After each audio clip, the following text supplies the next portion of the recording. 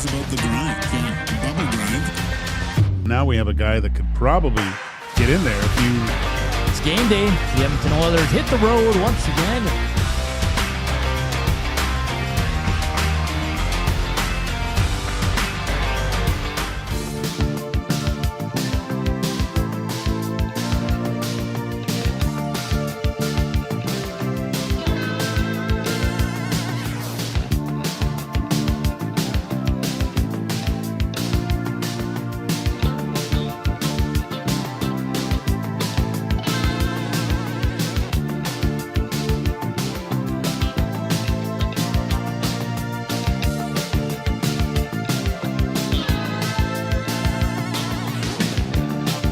Happy Friday, Nasties. How you doing? Welcome to EST Afternoons here on Edmonton Sports Talk, of course, presented by Play Alberta. Joaquin Gage, Zach Kubish, Hernan Salas here. Some Pat Benatar to get you started on this Friday. There's a reason for it.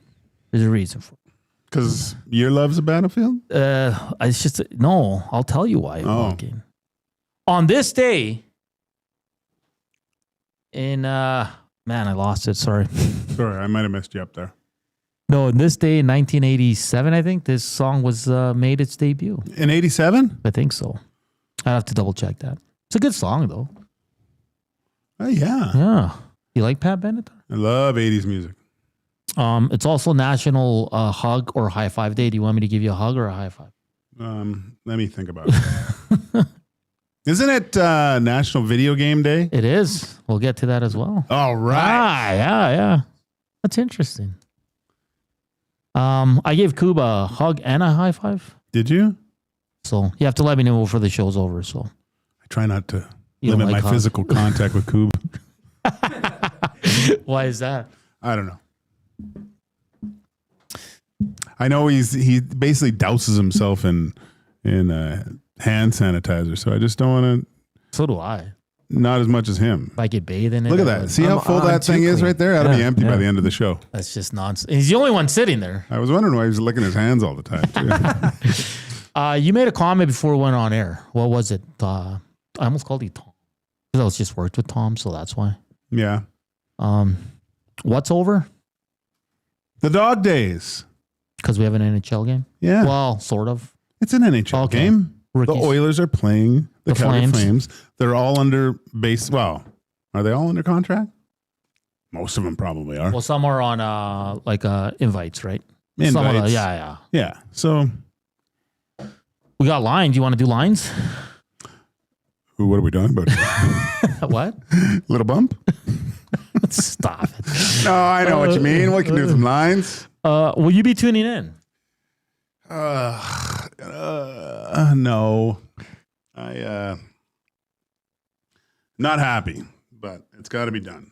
I have to go cook hot dogs for that's right, thousands and thousands of country music goers. That's right. That all think they're Rip and Beth from Yellowstone. There's a lot of rips there, man. Be careful. There's gonna be a lot of scraps. They think they're Rip. So this is what you do, Walk. Make sure your phone is charged. Go to CalgaryFlames.com and put the game on your phone. I could do that. Yeah. It's gonna be ridiculous though. This guy sold out 2 nights. I know, it's crazy. I think did someone say the doors open at 4:30? Yeah. The fire truck's already there. That's crazy. By fire truck, I mean my wife. What is she doing there? She helps too? Yeah. Oh wow. And she's there already? Yeah. Oh wow. Is she there? I think it starts soon.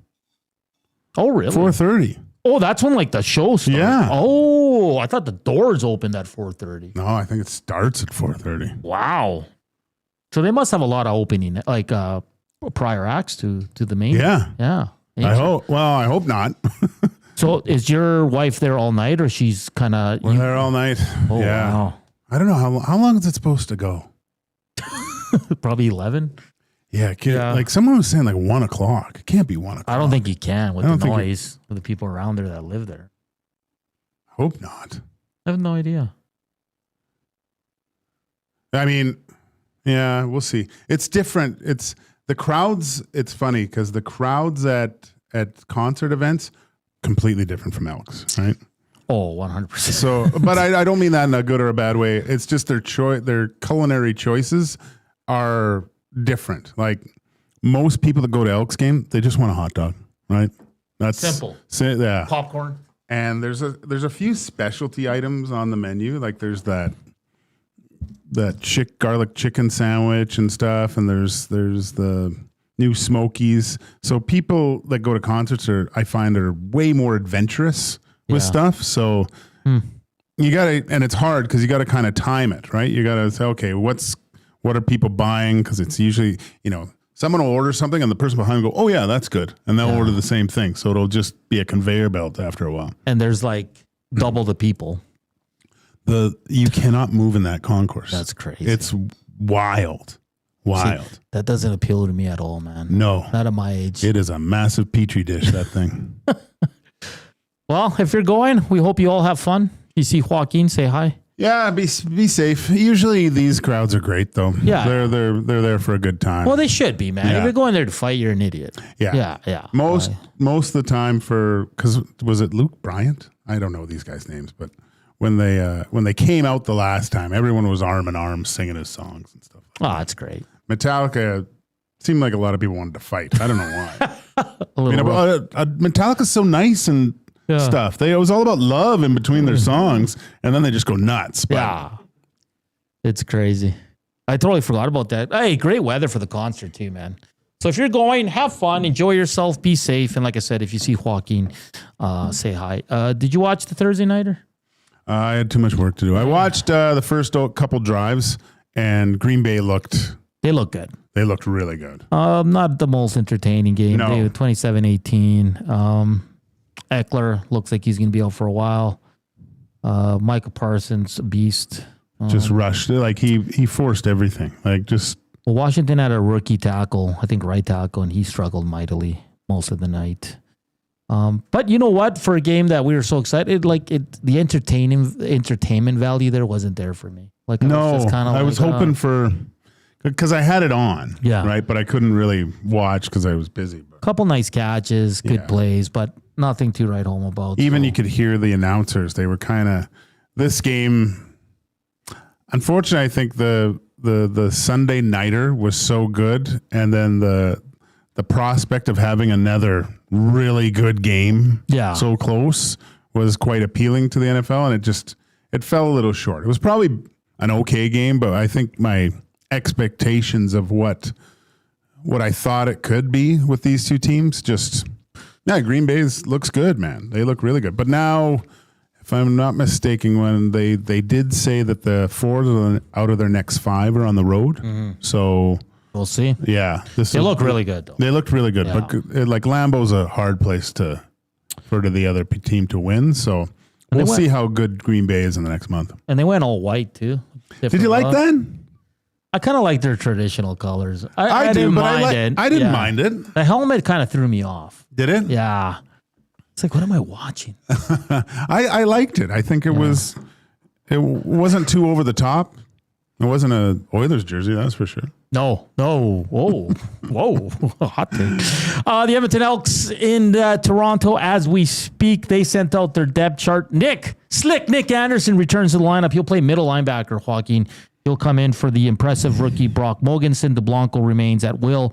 Jalen Garnes at Sam linebacker. And Carter O'Donnell, the NFL offensive lineman, former U of A Bear, he will start at right guard in place of McKellar, who's been there. And then Plamondon comes in at fullback for Tanner Green, who lands on the 6th game, And Javon Leake is listed on the depth chart, but he's got a GTD beside his name, which means game time decision. Sounds like he's not hurt. It's he's dealing with like an illness. Oh, really? Yeah, so he should be good to go for tomorrow. So those are your changes. Big return for the Elks and Nick Anderson. And then Carter O'Donnell, excited to see the big man start on this line with Beard, Cordy, Ivy, and Boyko. That game's at 1 o'clock tomorrow. Reminder, the Green and Gold kickoff show with Matthew Wanek and Jay Milne starts at noon tomorrow right here on Edmonton Sports Talk. But I know fans here of EST are really excited about this Edmonton Oilers game tonight at Rogers Place. And like we said on the oil stream, go to CalgaryFlames.com. You can watch the game for free there if you don't have Oilers Plus. There were some lines sent out by Tony Brar, who works for the Edmonton Oilers. Here we go. First line will be Szymanski between Savoie and Howard. Ooh. The most watched line tonight for sure. Pitlick, Marjala, and Hudson will be your second line. Caponi, Lafreniere, and Clattenburg is your third line. And Lewandowski will center Stefan and Brady Stonehouse. Your extra is O'Neill. Defensively, Carfagna with Beau Akey, Krebs with Von Richter, Woodle with Adam. Your extra is Davidson. And your goaltender, Samuel Johnson, starts tonight. The 21-year-old comes over from Europe. He was 17-6 last year with a 92 save percentage, a 1.88 goal against average in Sweden's top minor league. Wait a second. The goalie? Yeah. Where did he play? Well, let's look him up. Let's look him up. I think he was in the second division, wasn't he? Would that be the top minor league? No. Oh, I guess, yeah. He was in Allsvenskan? Farjestad, BK, Karlstad. Oh, maybe. I don't think Farjestad was in the second division. That would have been the Swedish Elite League. Sorry, Bofors Ike in Sweden. It says Swede-1. I have to look it up. Yeah. So, a goalie, a guy in the pipeline. We'll get to see him tonight. Again, let's not overreact, people. Let's overreact. What are you talking about? You want it. Yeah. If Ike Howard scores 4 goals, you're going to be all over it. Yes. Yeah. What if he doesn't? I'll be all over it. You suck. But yeah, I think it's Ike Howard. It's Szymanski, Savoie, Beau Akey, and the goalie that are the top guys people want to watch tonight. So, how many people are going to this game tonight? It's probably sold out. Like, really? I want to know who's going. Are you going to tonight's game, or are you going to the concert? Downtown's going to be a wreck. Yeah. With all the construction. An Oilers win and a concert? Oh, boy. Stay away from downtown. Oh, I was going to go for a run downtown today. Good thing I'm not. You'll be like dodging people. Holy cannoli. I didn't even think of that, Joaquin. Yeah. Friday night, Battle of Alberta.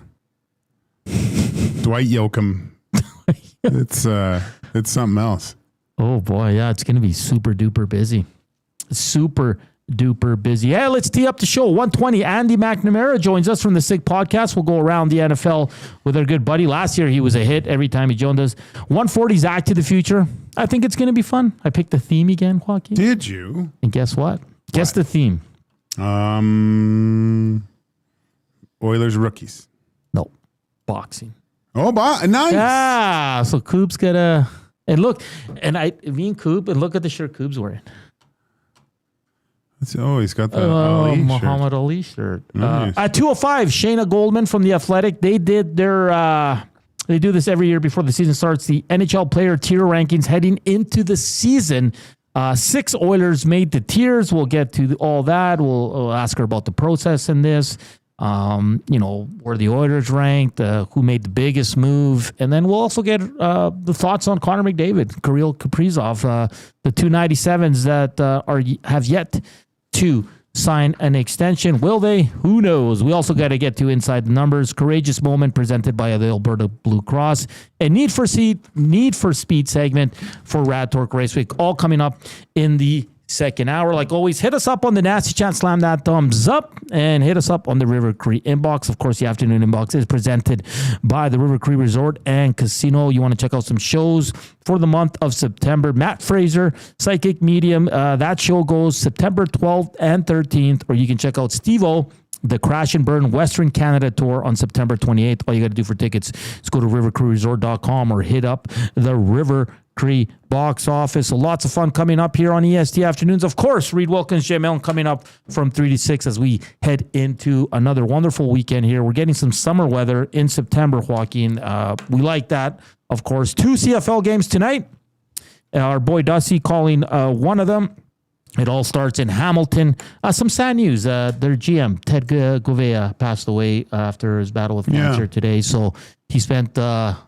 I think over a decade with the Winnipeg Blue Bombers. So very sad. And it's Hamilton's hosting Winnipeg. So it's going to be a very touching game for a lot of the staff and players there that knew Ted. So sending our condolences to the Govea family. That game goes at 5 o'clock. And then the game our boys calling BC Lions, Ottawa Red Blacks 8 o'clock. And then tomorrow, Edmonton, Toronto kick it off at 1, followed by Saskatchewan and Montreal at 5 o'clock. Looks like McLeod Bethel Thompson will play for the Montreal Alouettes. They really need Davis Alexander back in the fold, but we'll see if they can. Did you hear Marshall Ferguson today on? I did not.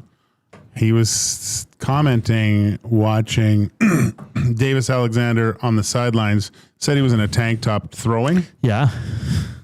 And I guess he's throwing ropes, like 50 and 60-yard ropes. And he was there was more people watching him before the game than anything else, just because it was like, wow. So this guy needs to heal up quick. But, so how many weeks has it been? 5? 6. 6 now? Yeah. They're on a 5-game losing streak. Well, of course. Yeah. And that was a hamstring, right? For sure. So, 4 to 6. I mean, are they in big trouble right now? I mean, the East is not very good. Yeah, I know. So, but they're only 1 game up on Toronto and Ottawa now. Yeah. But I think for them, they're calm because they're like, once Buddy comes back, we'll be winning again. Well, how long can you wait though? That's but they rushed him. They shouldn't have. You could tell he wasn't ready to play. Yeah. I would almost, just because he's so effective. And when he comes back, they're a different team, right? Oh, 100%. So I would try to maybe 2 more weeks and then try to see if you can sneak in at the end. Yeah, you don't want to rush it again. Well, if you rush it and he gets hurt, then you're screwed. You might as well wait and make sure that he is as close to 100 as possible, right?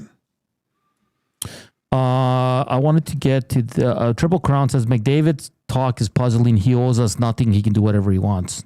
Leave the guy alone. Well, Triple Crown, we work in sports radio, so we have to talk about it. But you're right. Yeah, he doesn't know. He doesn't have to give us anything. What he owes us? What are you talking about? You're right. He can take his sweet time. He can take a year if he wants. But we will talk about it. It's part of the gig. So I get your frustrations. But yeah, McDavid can do what he wants. And he is at this moment. He's already said he's going to take his time and do what's best for him and his family. So, but if you expect, Crown's been drinking too much Crown. If you expect us not to talk about it, that's going to be extremely, extremely difficult. Joaquin, what's one of the worst sports contracts, trades you've ever seen in your life? Ooh, the worst. Like transaction. It could be any sport. That's a good draft pick. Well, I mean, is it the... Oh, who is it? Bobby Bonilla? He's still getting paid. I know. I mean, it depends on which side you want to look at it. Like that Rick DiPietro, the goaltender from the Islanders, like he signed a 15-year deal. And I'm glad. And played like 2 years. He's still getting paid every July 1st, I think. I think he's done now. Is he not? Was that his last? Okay. Yeah, I think he's actually done. It was monumental. Yeah, it was $1 million check for like 20 years. Yeah, because they bought him out. And it was like... It's interesting that you say that because 19 years ago today, on this day, the Islanders signed Rick DiPietro to a 15-year, $67.5 million contract. They ended up buying out his contract in 2013 with 8 years left and still owe him $1.5 million a year through 2028, 29. Oh, wow. Man. Oh. I remember the hype of that guy, too. Like, he was... It was like they should have just gave him Stanley Cups and Vezinas before he even played. Oh. Boy. And the thing they said about him, he was supposed to be... He was going to be one of the greatest puck-handling goaltenders of all time. And I remember, I played against him. And he served up like 3 pizzas that game. I mean, he kept going out to do it. You got to hand it to him. He had the cojones to do it. But I was like... And then he signed that deal. I was like, wow. And I didn't, like, you hear guys. And I know he got called up and he was playing. But was he that good? And then you heard Gar Snow just raving about him. And he... basically saying if we don't, this takes care of all our goaltending issues for the next 15 years. Oh, yeah. Didn't they move on from Luongo? Yeah. So send us worst contracts of all time in honor of on this day in sports history. Was that the top one? Yeah, Rick DiPietro. Oh, yeah, okay. Rick DiPietro signed that ridiculous deal, and they're still paying him for another 3 years, which Man, is why great. didn't I know Arsenal? Hey, Edmonton Sports Talk presented by Play Alberta. Codes for September. All you got to do is deposit $50 to get a $50 free bet. The promo codes are EST Sports and YEG50. On the other side of the break, we're going to talk some NFL with our good buddy Andy McNamara from the Sick Podcast. That's all coming up here on EST Afternoon. Slam that thumbs up. We're back after the break.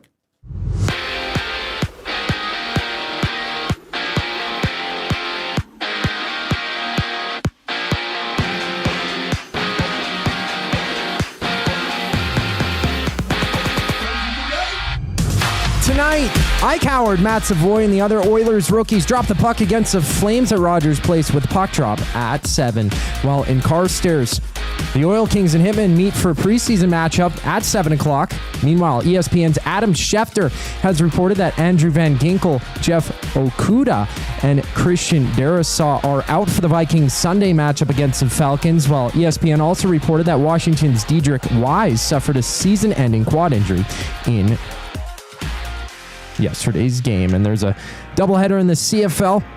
Bombers taking on the Ticats at 5. Chris Streveler gets a start for Winnipeg, while Ottawa visits BC at 8 o'clock. And staying out east, the Jays meet the Orioles for their season series opener.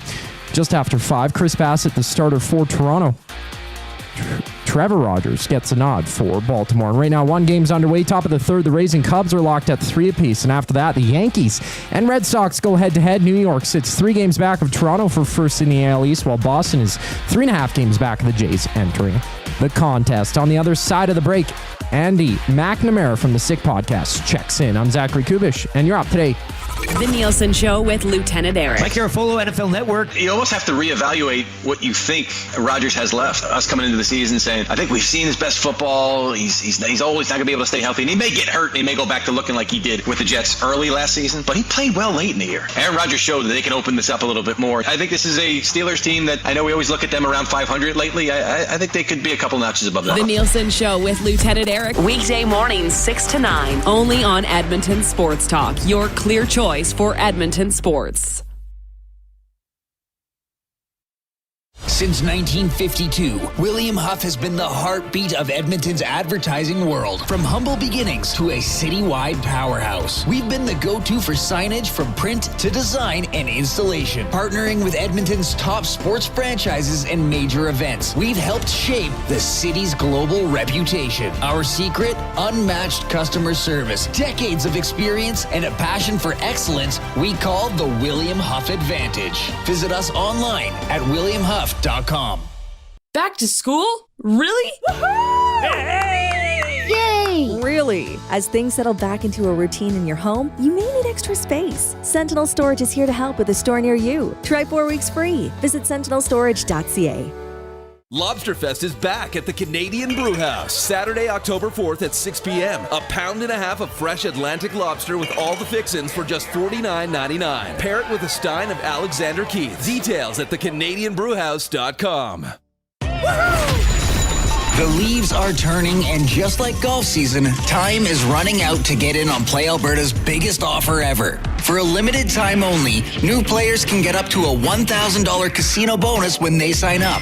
There's never been a better time to join the fun. Visit playalberta.ca today to get started with casino, sports, and lottery all in one app. Must be 18 plus to play. Remember, if you gamble, please use your game sense.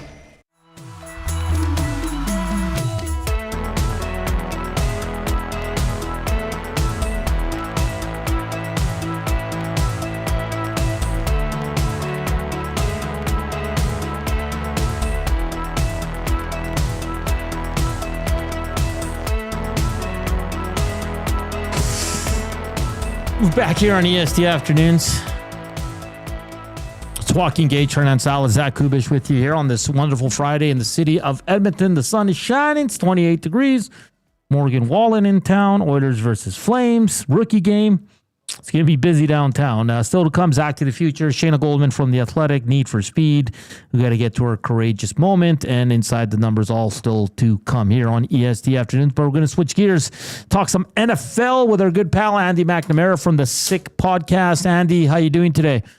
Hey, doing well. The weather, it's great out here too. And getting ready to continue on what started out with a pretty interesting Thursday night football game. And the Packers look like the real deal. It's a fun little slate on Sunday. Yeah, it's going to be a great. Let's just go back to last night's game, though. I mean, the Packers looking really good. I don't know about the all-white look with the unis there, Andy, but what did you take away from that game? Of course, Commanders lose Eckler. Couldn't really move the ball consistently last night, but the Green Bay Packers, we're 2 games in, Andy, but they looked really good. What did you take away from the Thursday night game in week 2? My main takeaway was that the question coming into the season was, will Jaden Daniels and this Washington team regress some, as second-year quarterbacks tend to do? I think the answer is yes. Now, that Green Bay defense with Micah Parsons really got taken up a notch, and they're showing that they went all in for a reason. But I was, disappointed with the Commanders, how exciting they were last year. Just seemed to be rushed. The timing was off. And that's why I found it so strange that they traded Brian Robinson, their running back. I know his contract was coming up, but you have an aging Austin Eckler, an unproven rookie in Krosky Merritt, and then just a couple other guys. And you traded Robinson. It was good in spot duty. So now you're without Eckler with a torn Achilles. Mm-hmm. So they better hope that 7th round running back, Krosky Merritt, call me Bill, is the real deal, because otherwise they are stuck. Andy, so the Green Bay Packers, I believe for the next, they're away from Lambeau 4 out of the next 5. And we talked about it's only been 2 games. They look really good, but will this kind of be the true test to see where the Green Bay Packers kind of slot in the hierarchy of the NFL? I think so. Really, guys, I think we have to take the first month into account before starting to make our first judgments on the season, right? Because we know players don't play as much in preseason, and they got to sometimes ramp up, and you get some weird things in the early season. Now, I'm actually going to be in Cleveland next week when the Packers come to town to play the Browns. So I'm going to get a look at them firsthand. And I hope they cool off a little bit from what we saw Thursday night. Let me tell you that, because that was oof. But it's a case where they sent a message to their team. We're giving up 2 first-round picks and a player for Micah Parsons. You don't make that move unless you think you are contenders for the NFC and at the very least the division title. So this is a case where we saw Detroit look not good, and depending how they do, the Packers could quite quickly be setting the tone as the favorites in that division. Andy McNamara from the Sick Podcast joining us here on EST Afternoons. Okay, Andy, I hate to do this to you. Before we get to the Sunday slate and some fantasy stuff here, I know you're a Browns guy. I was talking on Monday with my partner here, Joaquin. It's just cruel at this point what's going on in Cleveland. Like, poor rookie kicker misses the field goal there. Like, Andy, you're a longtime Browns fan. Like, this is just getting ridiculous, isn't it? Man, 3rd generation. First 2 generations, my dad and grandfather had a pretty good run. Not old Andy here now. I got the nonsense bit. I got, rookie kicker, and he missed an extra point to boot. And what's even more cruel is the defense. Myles Garrett got back-to-back sacks, almost a third on that 3rd sack in a row. They had 3 consecutive sacks of Joe Burrow. Joe Burrow's his hand was out of the end zone. Otherwise, they would have got the safety sack, and the defense would have won the game. So an extra punch. And how about this? As an extra kick below the belt is the Baltimore Ravens. Remember how the Baltimore Ravens got to become the Baltimore Ravens? They stole my Cleveland Browns in 1996, are having the 30th anniversary of their team when the Browns are in town. A classless act by the Baltimore Ravens. So I hope, the odds are against them, I know, but I hope some way, somehow, with Joe Flacco, the quarterback that won the Ravens the Super Bowl, now in Cleveland, I hope somehow, some way they can put the boots to those classless Ravens. Come on. Like, don't you guys agree? You're holding your 30th anniversary, and they say, we made the plans before the schedule was out. BS. They knew it because the Browns' former CEO, Sashi Brown, was a complete bum and a hack of a talent evaluator is now the business guy for Baltimore. This guy wanted revenge of some sort for being fired for doing a horrible job, and now he's there. Don't you guys agree that's a classless move? Come on.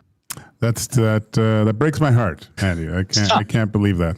So I'm take it you're not looking forward to a Baltimore Ravens team that lost in dramatic fashion that's going up against your Browns this weekend.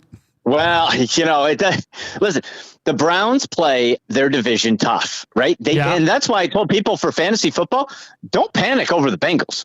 The Bengals, when they play the Browns and Myles Garrett, they're no good. The Bengals are going to pop back. Do not be surprised if you see Jamar Chase, Joe Burrow atop of fantasy boards this week.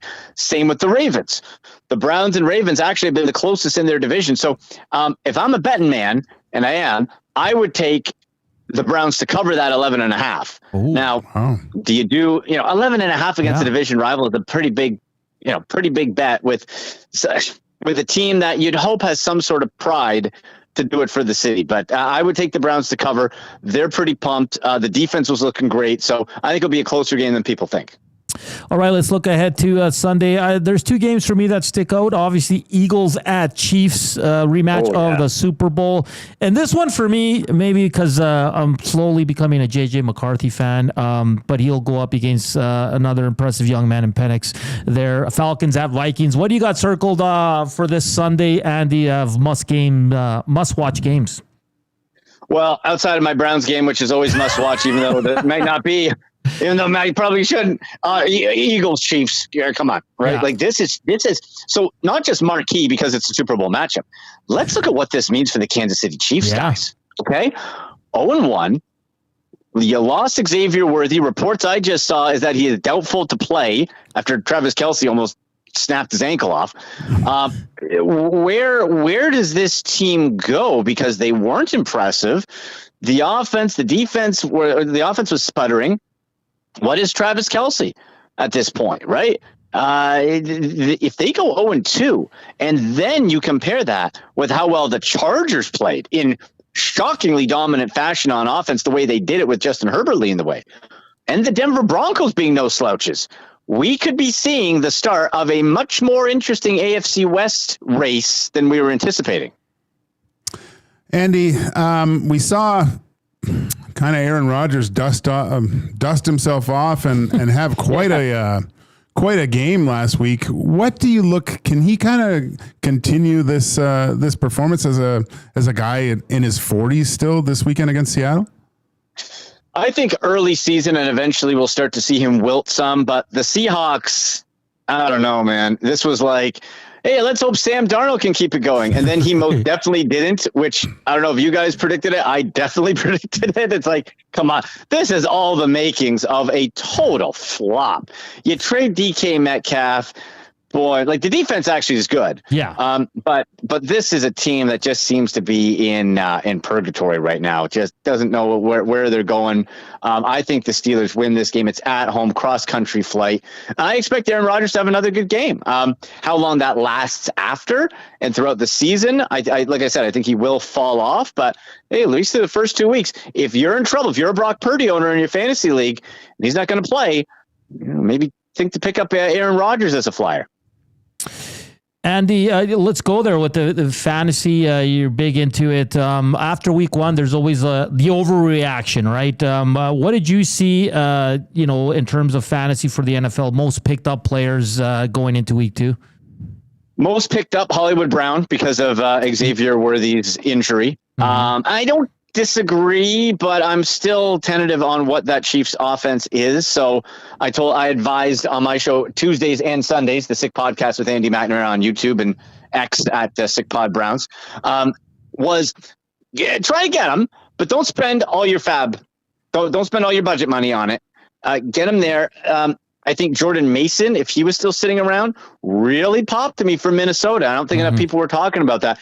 Wide receiver Keenan Allen, dialing back the clock a little bit for the Chargers, took a nice share. Quentin Johnson was probably the second most added guy, but if you didn't want to spend a lot on him, get him Keenan Allen. And I'm not saying start him right away, but get him and kind of hold and see what you can do there. And another one for my Browns, guys, Harold Fannin Jr. Okay. I'm not messing around with him.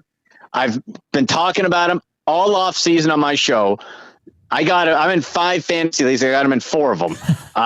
This guy is a chess piece on offense. He's not your traditional rookie tight end. He tied Tyler Warren for most catches last week for a rookie in his first game for a tight end. And he's being lined up, not just at tight end. He was lined up at fullback, running back, wide receiver, even took a snap out of the Wildcat. He's all over the place. This guy can cut on a dime. He's got athleticism. He's got sure hands. And this is somebody you want on your fantasy team, and he was still floating around. So take a peek. Andy, I just want to get your view on one thing that puzzles me sometimes with the NFL, and it's the posturing, gesturing, or taunting. So it seems weird that certain gestures are taunting and flags are being thrown. Where do you land on where this should come about? Because I'm all for celebrating. I think it's great, but I just find that some flags are thrown and the gesture of taunting wasn't even directed at the player that the ref thought it was supposed to be to. It's NFL's weird, right? The old saying NFL stood for the no fun league, right? Yeah. And it was if you're being obscene, and it wasn't a celebration, but if you're being like Jalen Carter spitting gum on the quarterback, you're out. Yeah. Mm-hmm. If you're doing a dance, come on. Right? Like if you're doing that now, if you knock a guy down, you're standing over him and you're dancing, a different story. But if you're doing a team celebration on your own, come on, it's 2025. This is what people want. They want some entertainment. They want to have some fun. Let them do it as long as it's not obscene or you're standing over the guy. Yeah. No, right? That's a good point. It's getting a little ridiculous now, but it's going to continue because they're not going to change it. Andy, like always, it's great having you on. Love your passion, and I really hope the Browns can pick up a victory this weekend. I'll be thinking about you, my friend. Thank you, guys. Just quickly, where can people find your work, Andy? Well, you get me on X at AndyMC81 at SickPodBrowns, Instagram at AndyMC Sports Live every Sunday, 10 a.m. Eastern, the Sick Podcast with Andy McNamara. We have our parlay party. We do big bets. We do our fantasy start sits. You got fantasy football questions, hashtag Ask Andy, get them in. And real quick, guys, I have an announcement. Okay. I am the new voice of the football video game, Axis Football 26, available right now. Came out this week on PlayStation and Xbox, coming out on Nintendo Switch, and on it's on PC as well and on mobile. So I did 12,000 lines, guys, over 12,000 lines, 530 names. Since January I was working on it. It is a fantastic game. It's tons of fun. So you can hear me yelling at you and doing creative lines and stuff that you don't hear on Madden. It is very in-depth. It's super adaptable, and it is so much fun. So Axis Football 26, it's only like $26 too. So jump on, grab it. You'll hear me, and let me know if you do. I think you guys will like it. Andy, I'll go to an actual dog pound to watch that football game, so hopefully it'll bring you some luck. Thank you. I appreciate it. See you guys. Yeah. Thanks, Andy. That's Andy McNamara from the Sick Pod. I'm going to check out that Axis Football 26. I'd love to hear his voice. Yeah, man. That'd be great. Pretty cool, man. That's awesome. That's quite outstanding. On video game. What day is it today? Is it Video Games Day? Video Games Day. The plural. Video Games Day. Yeah, go Not get video the game. Yeah, that's pretty sick though. Like I couldn't imagine reading over 1,000 lines, let alone even 100. Yeah. Like for a commercial or something like that. But 12,000 unique lines. Like, come on. But God, I'd love to do voiceover work. Hey, and he's perfect for it because the energy, man. Oh, I know. So when I was with the Elks, we had a coach, running backs coach, Jordan Lennon. He's with Saskatchewan. He left after 2 years. He worked for EA Sports. He was a stunt. Really? He did all the running back stuff. Yeah, cool. Yeah. And he was a stunt double for like TV shows. No way. Yeah. And my buddy worked for EA too. EA Australia or something. Really? Yeah. That must be a cool gig. Man. Yeah. That's awesome. Hey, that was a great conversation. Andy McNamara always brings the heat. He's a big-time Browns fan, so you got to feel for him. The game is called Axis Football 26. Check it out. Andy McNamara is the voice of that. I'm going to check it out. during the break as well. We got a lot of fun stuff still to come. A lot of people sending in worst contracts, trades, draft picks in honor of Rick. On this day is when Rick DiPietro signed that ridiculous deal with the New York Islanders. Our good buddy YouTube Trev says a first and a second for Griffin Reinhart. El Presidente says Steve Kelly first round. Alexander Degg. C-Run says worst contract, Deshaun Watson. That's a really good one.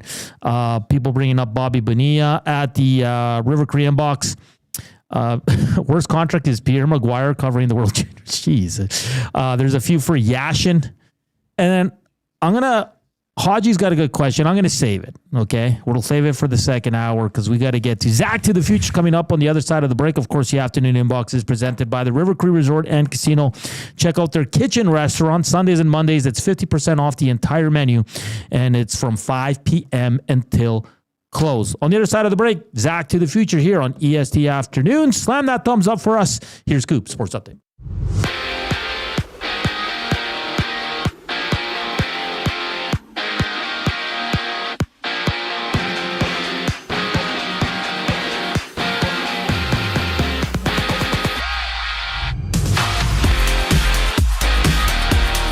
Matt Savoie, Ike Howard, and the rest of the Oilers rookies hit the ice to play the Flames for the first of two Battle of Alberta matchups this weekend. Puck drop tonight goes at 7. Staying in Alberta, the Oil Kings meet the Hitmen out in Carstairs at 7 for Game 3 of Edmonton's preseason. And down south, Xavier Worthy of the Chiefs is doubtful with a dislocated shoulder for Sunday's Super Bowl rematch against the Eagles. Meanwhile, Washington's Dedrick Wise tore his quad in yesterday's 27-18 loss to the Packers. He's been ruled out for this season.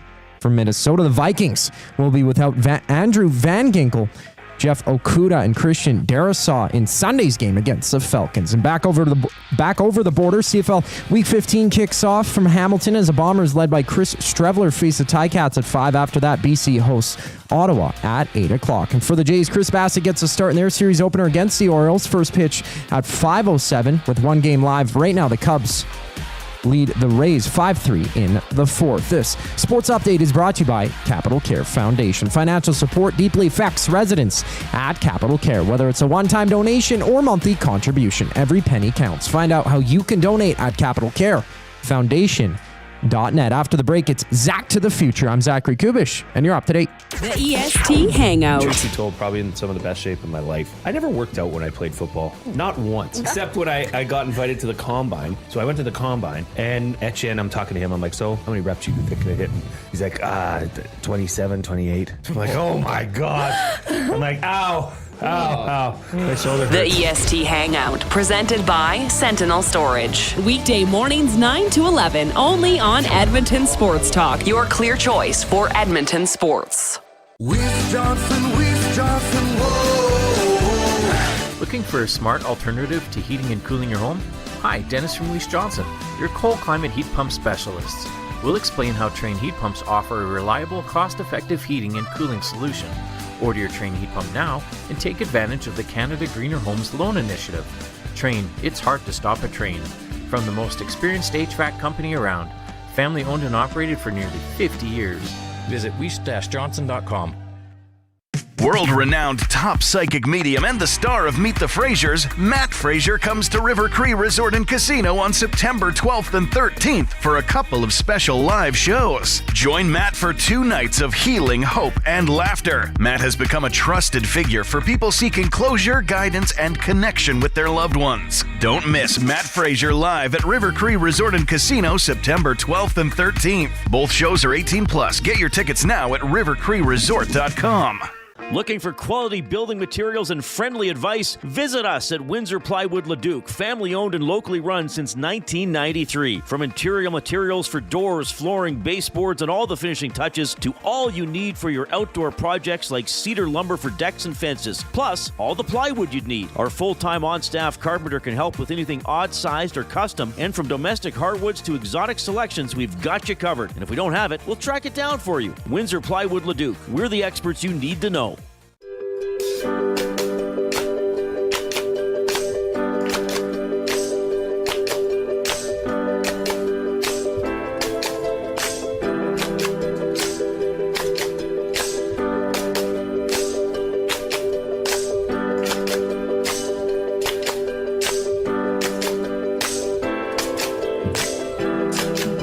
along here on this Friday afternoon, EST Afternoons, live from the William Huff Studios. Joaquin Gage, Hernan Salas, Zach Kubish in the house. Canadian Cuban kid says Rick DiPietro was injured. Sure. No. Not for 15 years. Yeah,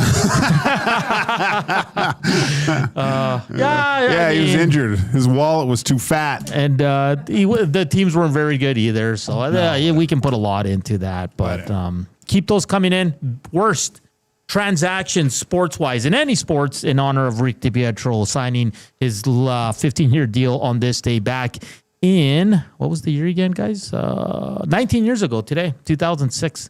Wow. Real. All right. It's time to get to Zach to the future. Hit it. Just as I predicted, time traveling is just too dangerous. 1.21 gigawatts. Great Scott. All right. So last week, Coop had to duck out on the Friday, and Maddie stepped in, but it was NFL based. We had a lot of fun with nicknames and stuff. So this week, we had an awesome boxing guest yesterday, Shaquille Majuri. He was fantastic from CBS Sports ahead of the Canelo Crawford fight. So I said, let's do some boxing this go around. Okay. So to start off, we got four fighters. And we're going to first ask you if you know their nickname. And if not, we're going to give you multiple choice for you to guess. Well, I'm not a big boxing guy, right? I love my MMA, and I know the big names in boxing. Okay. Historically, at least I think I can name a few. Like there's Mike Tyson, Muhammad Ali, all those kinds of guys, the history of the sport. But I'm not a big boxing fan, so this is going to be interesting. Well, we're going to give you multiple choice. It's going to be pretty easy. Do you want to start us off, Joaquin? Sure. Okay. So do you want to do it? Okay, I'll say the name. If you know his nickname, you get a full point. Okay. If you, after the multiple choice, if you get it right, you get half a point. If you get it completely wrong, you're screwed. 0. Got it? Zilch. The first boxer, famous, Roberto Duran. What was his nickname? Duran. It's Duran. Final answer. Final answer. Are you serious right now? No, let's go. Okay, Okay, so no, let's go. Okay, I'll give you a multiple choice here. Okay. Multiple choice. Yeah. Was it Knucklebones Oh. or Hands of Stone? Knucklebones Duran. And what's his first name again? Sorry. Roberto. Roberto Duran. Roberto. No más.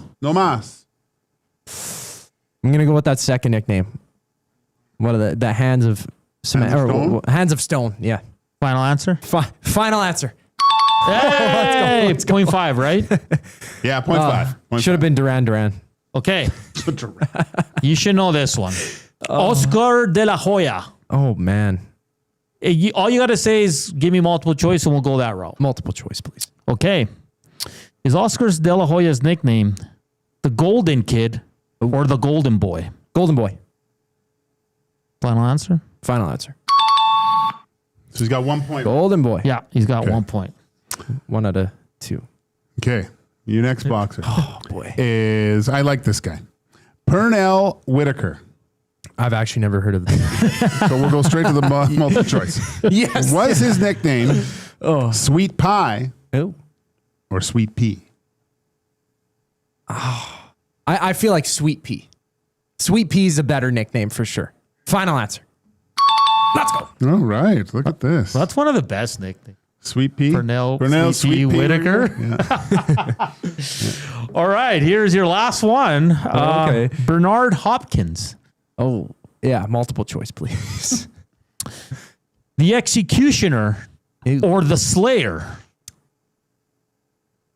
Ooh. I'm gonna go with my gut. The Executioner. Final answer. All right. For not knowing any of these guys, I mean, I hated watching B-Hop fight. He was just awful. Was he dirty? He was dirty, and he would just smother you. I remember when he fought off. He was great though, but he would hit and clutch and grab and step on you. It was awful. There's a lot of good nicknames in boxing. The Executioner's pretty good. Yeah. He used to come with a full like executioner's mask too. Like, wow. Did you ever watch the Roberto Duran fight? Yep. I'm too young for that. I watched the Leonard fights. That was his rival? Oh yeah. Yeah. There he was awful. You should watch the document. It's a movie made for TV movie about Roberto Duran. It's good. It's really good. Yeah. You'd like it. Good stuff. I'll find out where I watched that. If we would have said Ray Leonard, do you know that one? Sugar Ray Leonard. Okay. I thought that was. I didn't know that one. Yeah. Okay. Next question, Joaquin. Name 2 of Rocky's opponents from his movies. Come on. I watched Rocky one time in my life. I don't You think haven't watched the Rocky movies? No. I wanted to sit down and watch them one day. I was sick from school, and then I decided to play video games instead. I think the new Call of Duty was out that week or something. That's fair. I was sick. I get it. Yeah. Wow. Oh, I'm trying to think of the big Russian guy. You guys always bring up his name. Is there multiple choice for this? No. Remember, you have a lifeline. Would Reed know this? No, I'm going to go with the nasty chat on this one. Okay. Ivan Drago. Yes. And Clubber Lang. Yeah. From Bronco Nick. Coming in clutch. Clutch. Oh. Other ones would have been Apollo. Drago. Apollo Creed. Tommy Gunn when they fought outside. Oh, yeah. Tommy Gunn. Didn't he fight Antonio Tarver? Yes. Yeah. And Rocky. In Rocky. That was good. Yeah. And then That's it. is that it? Is it? Yeah, because he fought Apollo twice. I think he punched out Paulie once. Paulie doesn't count. What a great character Paulie was. Oh, he was great. I didn't realize how racist Paulie was. You ever go back and watch? He's really racist. Oh, yeah. Thunderlips is a good one. How could we forget old Thunderlips? Okay, here is your movie clip for today. What started out as a joke has turned out to be a disaster. Creed appears to be in very serious condition. The man alive. He dies. I don't like his chances on this. If he dies, he dies. He dies. It sounds like Sylvester Stallone. Really? He wasn't even in that clip, was he? I think he was. I heard him right at the end. I don't think he was. No. Oh, boy. If he dies, he dies. Okay. I've watched it. Now I'm thinking about the boxing movies I've seen. $1 Million Baby. I think I was going to watch the Raging Bull. That's an older one, though. I don't think it's that from that clip. Apollo Creed movies were big. Isn't there a trilogy of those? Eminem had some music in some of them. I'm just buying time here, boys. Yeah, you are. Let's go. The story of Hurricane. Did you see that movie? Oh, it's so good. It's a true story. Do I get a hint? Yeah, there's a... Okay, we'll give you a hint, but... Why don't you just use your lifeline? I already did. You did. Oh, I thought he had 2. No. I thought he could use an asset and then... Oh, okay. It's a boxing movie. Wow. Sylvester Stallone is in it. Yeah. Oh, is he the main character? Yeah. If he dies, he dies. I don't know. No, was he in any of the Creed movies? No. Well, you said it wasn't. I'm just going to go Rocky 2. Final answer. Bad guess. He needs 2 more. Rocky 4. Rocky 4. Drago when he beats. Well, when he kills Apollo. Apollo Creed. Carl Weathers. Yeah, and then He Rocky. dies? Sorry. Oh, I guess I'm not watching those movies. No, you gotta watch. If you want motivation to do something, I would watch Rocky 4. Yeah, 4. They're all good, man. I love Rocky. EST Rocky watch party? Rocky 3. What was Rocky 3? With Clubber Lang. Okay, yeah, 2 he won. Yeah, watch 4. No, but remember in Rocky 3 when Adrian's in the hospital and she's kind of like And then she wakes up and she looks at Rocky and she's like, Win. Oh, the music starts? I know. Holy, if you don't run But through a wall. Rocky's kind of a loser. Not if you really think about it. Like, he didn't go see his kid. Well, he was training, man. No, but he didn't see, like, he wouldn't go see the kid until Adrian woke up. Some little baby sitting there, no parents. Oh, because he wanted to see it together. Yeah. Yeah. Oh, You go see your kid. I need to Rock. go watch this. Oh, It's great, man. And I then love what Rocky. does Mick say after she says win? What does he say? What are we waiting for?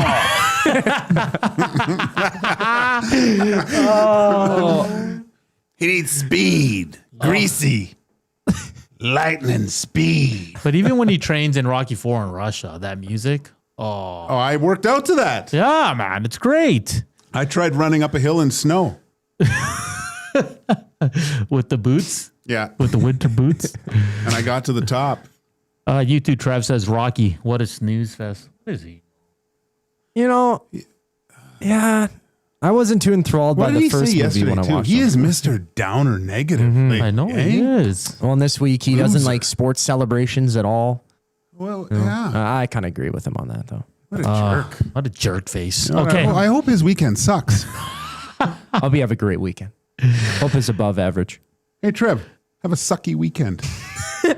I'm falling asleep now already. Well, sorry, man. Sorry, we're boring you.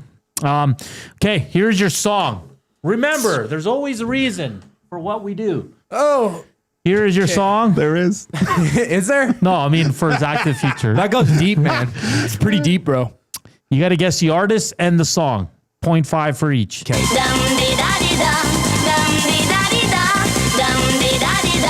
Come pick my roses. I want to say Aqua. For some reason, I feel like it's Aqua. Okay. Yay! Okay. That's 0.5. Is it one of their more popular songs, or is this a What? deep cut? I can't tell you, man. Gosh. Well, what was it called? Dr. Rocker. No, I don't know any of the songs. Not a big water guy. It's a popular saying, the name of the song. If the band was named like Pepsi, you'd probably get it. Diet Pepsi. Diet Pepsi. Right? Gotta stay healthy, okay, Gager? A famous sing. I don't know. It's not Carpe Diem. No. Think like When in Rome. think Sugar is sweet. like a love kind of Oh. love riddle or Yeah. he kind of gives it away. Okay. Let me hear it again. Kind of like this song. It's good, yeah. Why isn't it playing? Need to add it to my playlist. Oh. Come pick my roses. I'll pick you a rose. No. Oh, a dozen roses. I don't know. Something roses. I give up. Violets are blue. Oh. Are there blue violets?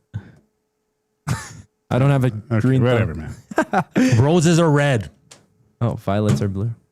That's the name of the song. Roses are red. Yes. Okay. That's a good jam, man. Oh, That's a good song. They're all good. Yeah, man. yikes. Well, you know why we picked Aqua, right? Because they were here. Yeah, okay. 2 nights, River Cree. Yeah. River Cree. Jasmine was there. Was she? Okay, and last one, Joaquin. This past Wednesday was the anniversary of this show that debuted back in 1990. Okay. Mm-hmm. This song that I'm going to play for you was one of the main characters' favorite song. Once you hear it, I need you to name the show. That's pretty good. Here we go.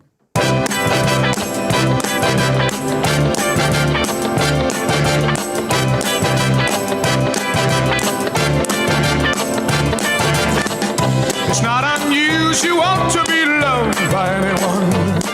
Oh, I know the Carlton. I know the dance. I know the character. But I don't think I know the show. What? Are you serious? You know the name of the character? You don't know the show? Yeah. Well, his dance move is popular, man. It's in video games. Yeah, it's all in video games. Yeah. Like you It's on the Max Fortnite. Bezuzu put it in the chat 2 days ago. It's not Fresh Prince. It's Full House. Those are the only two that I know. Wow. No. Oh, because I've heard. I gotta take an L on this one. You don't know it? You want to guess? Full House. Final answer. I know it's not that, but might as well put down an answer, right? You had it right. What? You said it was Fresh Prince? Yeah. Fresh Prince of Bel-Air. Yeah. I thought it was a different one, like Family Matters. That was the other one that I was thinking of. I do appreciate the Full House reference, but no. Like when you said Carlton, I was like, for sure he has. Oh, yeah. Oh, he's got no. I'm sorry. Canadian Cuban Kid says he's very disappointed in you. I guess this generation doesn't watch sitcoms, eh? Like we watched sitcoms. Oh, I like the newer ones like Big Bang Theory, The Office. Oh, I guess it's not really. So Coop, The Middle was a good show. He just passed 50%. I don't. Wow. I don't. Good for you, Coop. Good for you. Coop. First time back. You've only failed once, buddy. A lot of people are not impressed with that. You didn't know Fresh Prince of Bel-Air, though. I'm not impressed with myself. I'm not impressed with you either, man. That's tough. Wow. I'm going to have to go home and study. That was another round of Zach to the future. 3.5 out of 7. Good job, Coob. You still passed, man. That's all that matters. Portions of this hour brought to you by the Canadian Brewhouse. Fired Up Fridays are here. Prime rib all day from $20.99. Tankards of Coors for $9.99. And killer deals on White Claw and Ole. Only at the Canadian Brewhouse. Up next, we're going to talk some NHL with Shayna Golden from The Athletic here on EST Afternoons. Slam that thumbs up for us. Hit us up on the River Cree inbox and hit us up on the nasty chat. Don't go anywhere. We're back after the break. The Lock Shop. I might as well just rip this Band-Aid off right now. I'm on the Eagles. I know Huss. I caught the part where Huss being on the Chiefs, but I'm betting the Chiefs. Yeah, well, it's funny because exactly. I mean, Huss is going to be on the Chiefs, but he also said he's not exactly sure how they get it done, which I think is really helps my Eagles pick. You saw what Philly did last week. You saw what Philly did obviously last time. These two teams met. The Lock Shop, weekday mornings at 11, only on Edmonton Sports Talk. Your clear choice for Edmonton sports.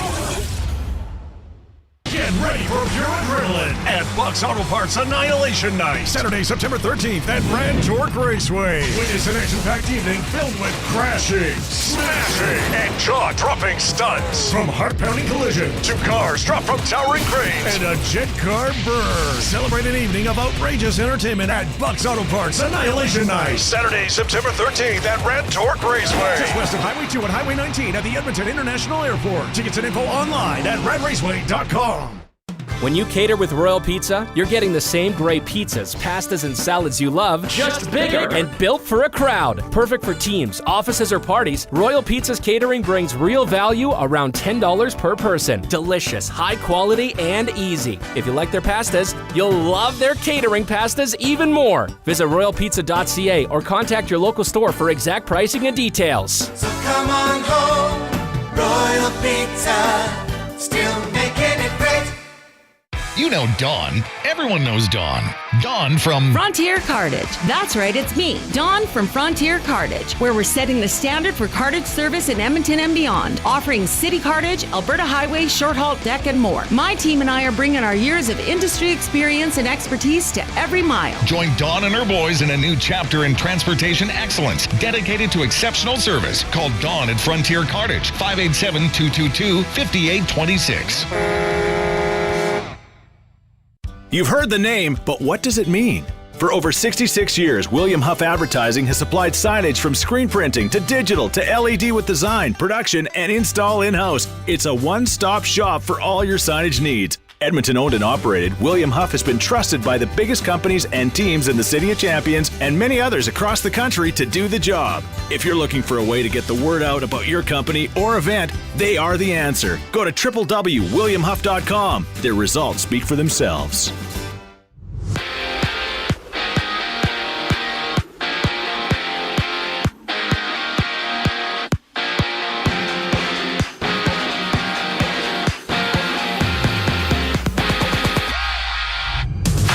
Savoie, Ike Howard, and the rest of the Oilers rookies hit the ice tonight to play the Flames for the first of two Battle of Alberta matchups this weekend. Puck drop for that one goes at 7.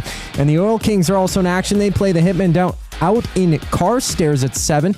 That's game 3 for Edmonton's preseason. While down south, the Eagles have ruled out Dallas Goddard, Will Shipley, and Cameron Williams for Sunday's game against the Chiefs. Goddard out with a knee injury. Shipley suffering an oblique issue, while on the other side of that game, Xavier Worthy is doubtful with a dislocated shoulder. Meanwhile, Washington's Dedrick Wise tore his quad yesterday in their 27-18 loss against the Packers. He's been ruled out for the remainder of this season. From Minnesota, the Vikings are without Andrew Van Ginkel, Jeff Okuda, and Christian Darrisaw for Sunday's game against the Falcons. In CFL Week 15 kicks off from Hamilton. The Bombers, led by Chris Streveler, face the Ticats at 5. After that, BC plays host to Ottawa at 8 o'clock. And for the Jays, Chris Bassett gets a start their series opener against the Orioles. First pitch at 5:07. One game's live right now, entering the 6th inning. The Rays trail the Cubs 6-4. I'm Zachary Kubish. That was your sports update. The second hour of EST Afternoon starts right now.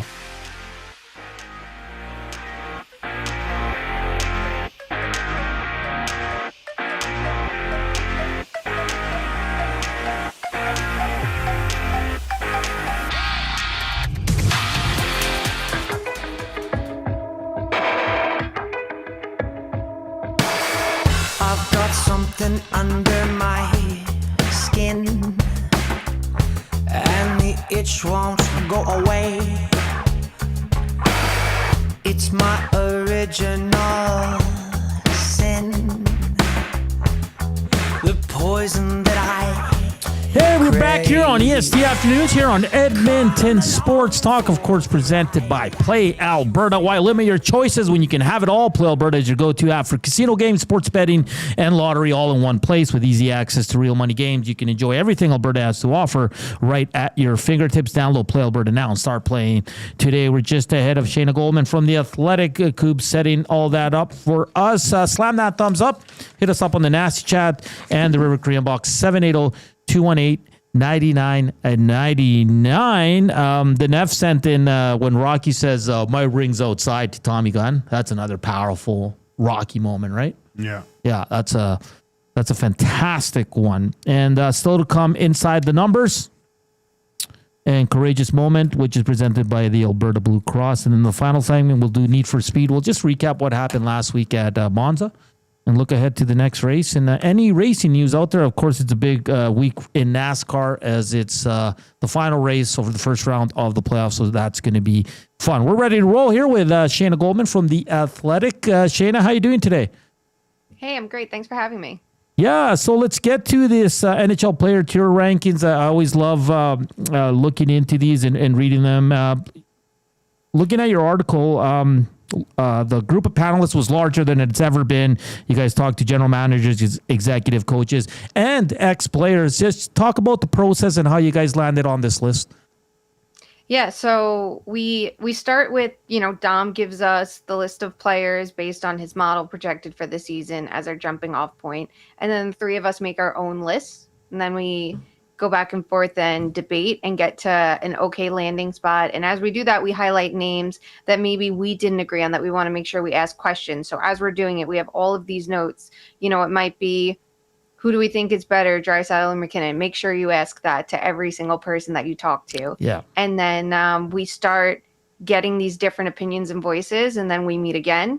We take some of the feedback, we tweak it, and then we go back and talk to more people, and we just keep tweaking it as we go, and then we split up the work and get to writing. Shayna, who was the highly contested player that you found was difficult amongst this whole process? Okay, two stood out. There was a lot. Like our goaltending, that's always a big one. Like Ilya Sorokin, we put too low. He was someone I had argued for going higher, acknowledging my bias of watching the Islanders a ton. Yep. But he was someone, every single person was like, you need to put him in tier 3. This is where he belongs. He is not a tier 4 goalie. Ignore the team in front of him. Like, this guy's really good. But the two I would say besides that were Evan Bouchard and Adam Fox. And for all of the wrong reasons.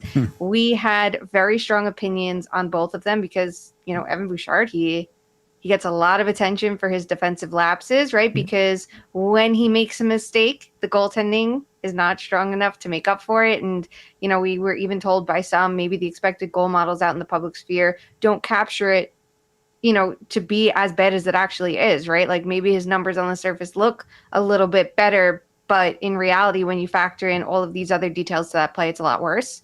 And Adam Fox,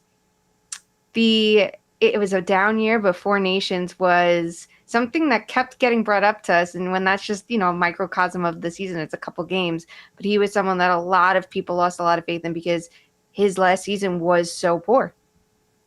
Shayna Golden from The Athletic joining us here on EST Afternoons. Just back to Bouchard, because your tiers are Tier 1's MVP, Tier 2's franchise, Tier 3's all-star, Tier 4's star, and Tier 5 is support. Like you brought up Evan Bouchard and the lapses defensively. Trust me, Shayna, it's brought up a lot here. But when he's on, offensively, he's brilliant. Like when he's on his game, he's one of the best. Is that why he's so ranked in that second tier of franchise, just because of the offense he can bring when he's on? Yeah, absolutely.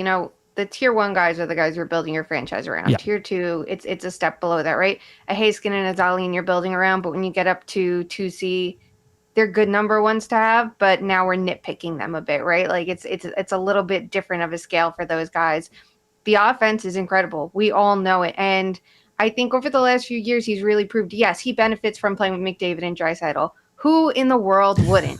Yes. But there's something to be said about someone that can actually keep up with those players and bring something to the table, right? That's why I think someone like Zach Hyman gets a lot of hype too, right? You can't just be dead weight that's, riding shotgun to these guys. You have to be doing something to actually support them. And I think Bouchard has taken that a step forward over the last couple of seasons. And we see it in the playoffs too, right? Like he is someone that his offense is so difference making that he can actually turn his team's fate around when they're trailing in games sometimes.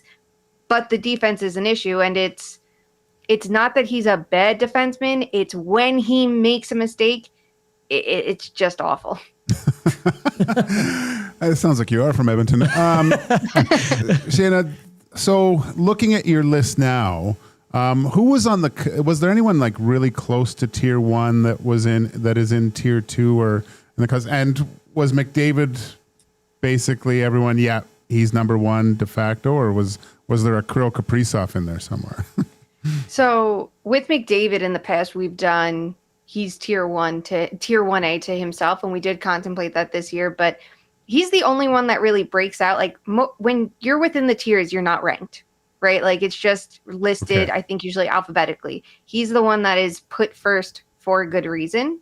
But yeah, there were other conversations about where players should be in Tier 1. Kaprizov, I think it was between Tier 1B and 1C. I think Kucherov, there was a little bit of a conversation, should he jump up to 1A, but we knew there was a little separation between him and Kaprizov and Pastrnak. Pastrnak and Kaprizov, we looked at, these are the elite franchise cornerstone wingers that, there's a good conversation to have that you can build the team around them, but we have these tiny little nitpicks. Pastrnak, we know the team around him is going to be bad. Does that weigh on him next year? And Kaprizov, he didn't play the full season last year, right? If he did, he's MVP caliber. It could have been up for the Hart. He probably would have been 1B with Kucherov then, who has been up for the Hart numerous times in recent years. So it's those little separations. But you look at, the beginning of 2A, we did talk about putting Connor Hellebuck in Tier 1. We originally didn't. Then we were going to. We wanted to be bold, have a goalie there. We didn't last year. And then at the end of the day, the more we spoke to people, the more we're criticizing his game because of the playoffs, even though he improved against Dallas, and that's why he ultimately fell out. Someone like Crosby, you could make the argument as 1C. We heard good things about Heiskanen and Dahlin enough to rise them up, but we felt, their positions were better in 2A. Shayna, one of the best discussions going around the NHL is Cale Makar, Quinn Hughes. I mean, both fantastic hockey players, fantastic defensemen. Cale Makar and Quinn Hughes are obviously in the top tier. Cale Makar 1A, Quinn Hughes 1B. Just I kind of want to get inside the boardroom there when you guys are coming up with these tiers. How's that discussion? How does that one go? Because both guys are so exceptional at their positions that it's probably a difficult one to, make a difference between 1A and 1B when they're both so great. Yeah, and we know wherever we put Quinn Hughes, we're going to get absolutely torched for it after the 1 year he was in 3B, which was deservedly so, and he proved us wrong. He proved us immediately he was a Tier 1 player. So At first, we actually had Makar 1B and Quinn Hughes 1C. And the more we spoke to people, the more they convinced us to move them up each, but to have that separation. Cale Makar, yes, he does benefit with, from playing with Nathan MacKinnon. Do I think he's still a tier 1 defenseman without Nathan MacKinnon? Yes. And I think that is where you'll have one of the bigger conversations. You can't help what team you're on and who you play with. Like, that's out of your control. It's just what you do in those minutes, and what he does in those minutes is incredible. The difference between them, the more we talked to people, was the defensive element of the game and the usage, because Quinn Hughes doesn't always have to play the toughest minutes in Vancouver, and they will give those out to others in the top 4 so he can be maximized a little bit more. Again, out of his control. I think if Quinn Hughes was healthy the entire year and he played 82 games, 80 games, I think the conversation could have been a little bit different too. Because at the end of the day, when you get up to this level, we have to look at every single little detail to find if there is any separation. But it's the playoff pedigree. I think Makar has the edge there. Defensively, it's a slight edge to Makar, and just, playing through the full season, who he plays with, yes, it's going to help him. But, we're splitting hairs.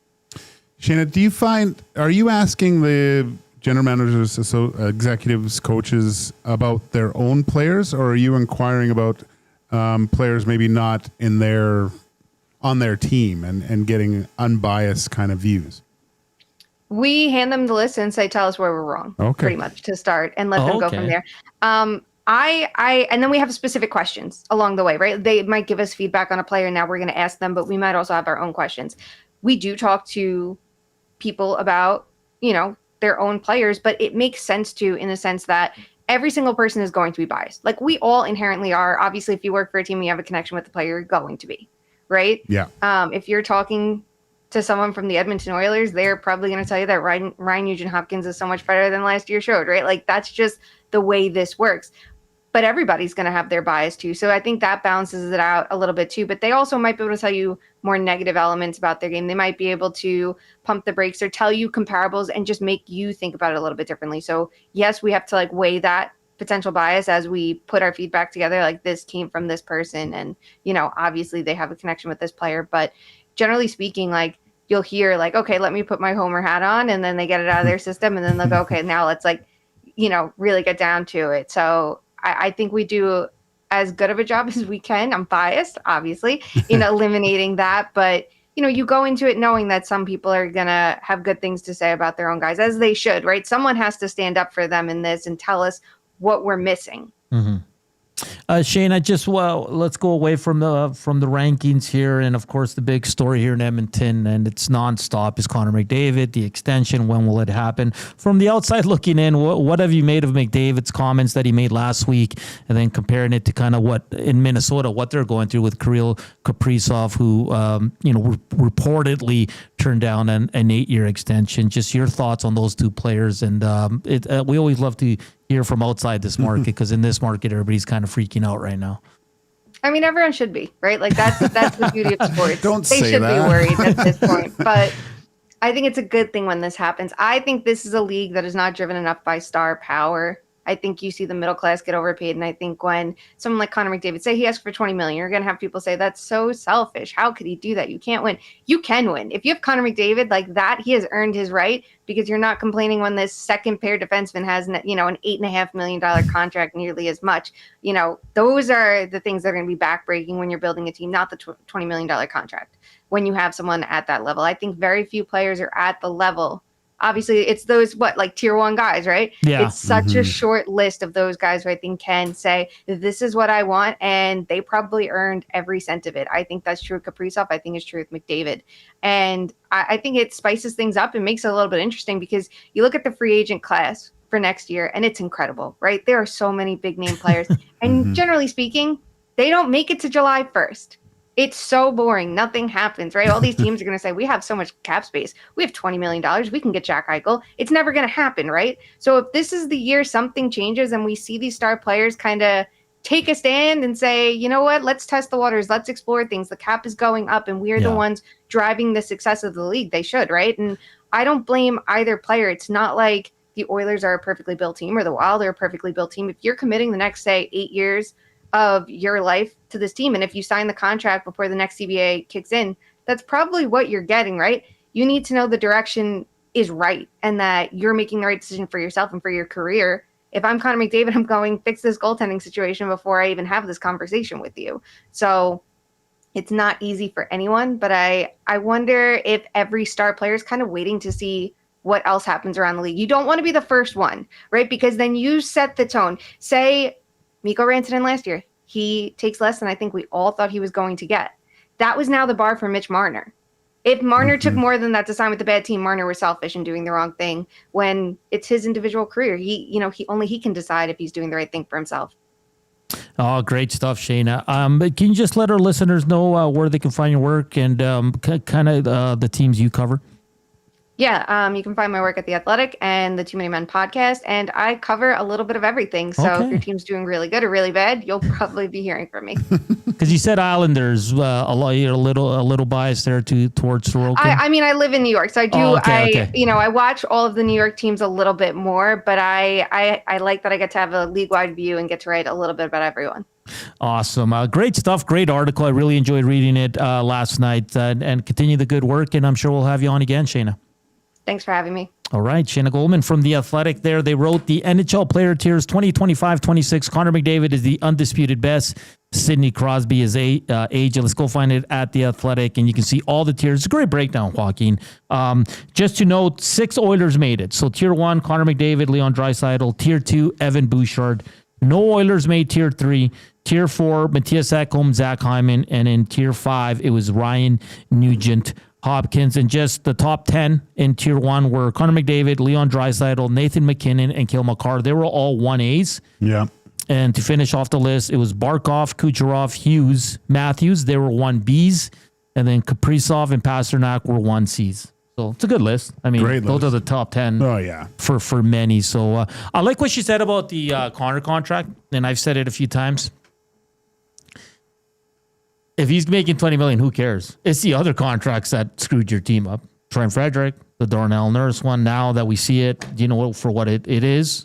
Like, those are the contracts that hamper teams. It's not your superstars. McDavid deserves whatever he gets, man. I mean, if McDavid gets $20 million, are you saying, that's a bad deal? The Oilers shouldn't have done that? No one says that. No one says that, right? Like, looking at the numbers that we're speculating here for Kirill and Connor, Leon Draisaitl's deal is going to be He Leon Draisaitl himself. Yeah. Basically. Yeah. He signed, and everyone's like, when he signs it, everyone's eyes are wide, but 2 years from now, it's going to be the biggest deal in the NHL. Yeah. It's crazy, man. Yeah. Yeah. Like, Leon's probably kicking himself saying, damn it. I guess Connor, you're buying. Connor's paying on all their vacations, man. Oh, man. But it was a great conversation. First opportunity for us to talk to Shayna Golden. Really good stuff. And like she said, she's based out in New York, so she covers the teams there. But check out the article. It's fantastic. And I'm sure it's a lot of fun putting those together. A lot of debate. Especially, like when you look at McCarthy, she said the goalies were a big talking point, right? Yeah. Yeah. So, and she's right. There's always going to be a little bit of bias with everyone. Well, it's to hear her, like, this is when you hear other people from other markets outside looking in and the talk about the goaltending, right? It's not just, sometimes you think it's just us, but it's not. And the Bouchard stuff is pretty funny too. What did you say before the show today? It's what's over? The dog days. The dog days are over. The dog days. That was a song. Florence and the Machine. And Tay comes in hot. No. He's a bad defenseman. I think we already started with the Bouchard hate. I love it. Never change, Oiler fans. We absolutely love you. Hey, the afternoon inbox is presented by the River Cree Resort and Casino. Check out their Tap 25 restaurant where the entire menu is 50% off. It's available 7 days a week from 2 to 5 p.m. On the other side of the break, inside the numbers, courageous moments coming up.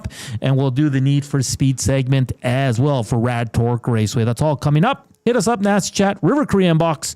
Send us your messages, anything you want to talk about. I still want to get to Haji's question to Joaquin and I. We'll get to that some point here in the final 40 minutes of the show. We're back after the break here on EST Afternoons.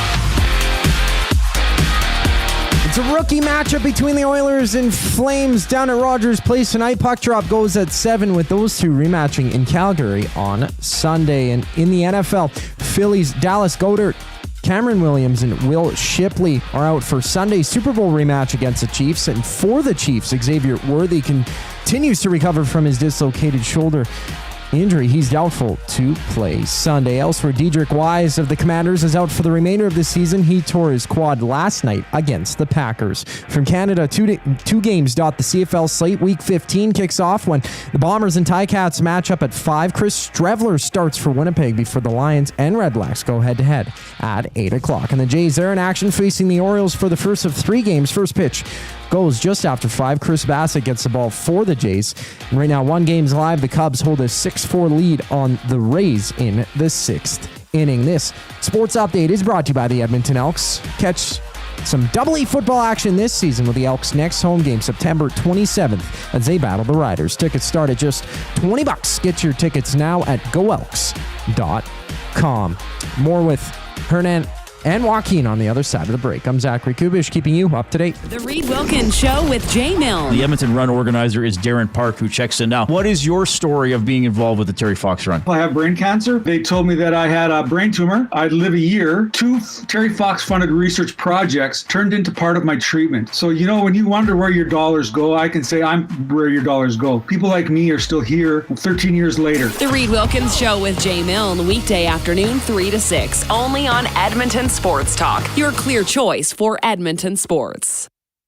Taco Tuesday just got wild at the Canadian Brewhouse. New tacos and quesadillas are just $3.49 all day. And after 4 p.m., sip $5.99 spicy mango margaritas and enjoy $2 off Corona tankers. Let's talk about a good time. The Canadian Brewhouse. September is here. Although summer's entering the 7th inning stretch, the Jays are in full swing. Be ready for the baseball playoffs. And when the fall season arrives, create space with Sentinel Storage, official storage provider of the Toronto Blue Jays. Try 4 weeks free. Details at sentinelstorage.ca. World-renowned top psychic medium and the star of Meet the Frasers, Matt Fraser comes to River Cree Resort and Casino on September 12th and 13th for a couple of special live shows. Join Matt for 2 nights of healing, hope, and laughter. Matt has become a trusted figure for people seeking closure, guidance, and connection with their loved ones. Don't miss Matt Fraser live at River Cree Resort and Casino September 12th and 13th. Both shows are 18+. Get your tickets now at rivercreeresort.com. Everyone knows when you need a truck now, you call Dawn. That's right. You call us, Frontier Cartage, when you need driver coverage or have a truck that's down. You call Dawn from Frontier Cartage. When you've got way more freight to move than you thought. You call Dawn from Frontier Cartage. When you need a truck that's available and ready to start anytime you need. You call Dawn at Frontier Cartage, 587-222-5826. 587-222-5826.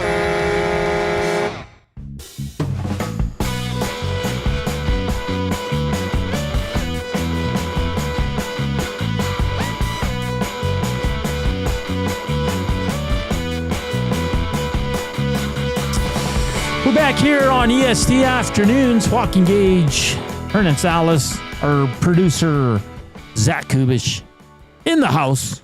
How you guys doing? Everybody excited? Are you going to the concert? You going to the Oiler game? Or are you just chilling at home like good old Hernan? Aren't you going running? Yes. I had a path picked out, but now I'm gonna have to change it because I forgot about the concert and the Oiler game. You don't want to be running with, Do you ever drive somewhere to go run? No. Really? No. Because I live downtown, so I just leave from downtown and go down to the River Valley. Yeah, you're not far. Yeah, but I have in the past. I haven't done it recently. Oh. Okay, so how we're talking about this day in sports history, Rick DiPietro signed that ridiculous deal? Yes, I do. Okay, so Haji wants us. He's asking us this question. What do you guys think is the Oilers' worst contract ever? And he says, no, it's not Nurse. It's up there, though. Because Nurse is still a good player. Don't get me wrong. But no, you got to look at someone that... But that's tough because it's not a draft pick because you're taking a chance, right? It's someone... No, a bad contract is... free agent. is a free agent that comes in, or a guy after their entry deal, but it's usually someone coming into the organization, right? That you give the deal to. Would it be Eric Belanger? Remember that one? Yeah, I remember that one. What I'm thinking of someone else that. Who was that? It's a little skilled guy, really soft. Came from LA, I think, and just complained about playing in Canada a little bit too much. Oh, what Jimmy was it? Carson? Who? No. Not Carson. No. When was this though? Like This what? was early 2000s, kind of around then. From LA. I think it was LA. It's a great question, man. Oh, we got a lot coming in. I can't believe we didn't think of this one.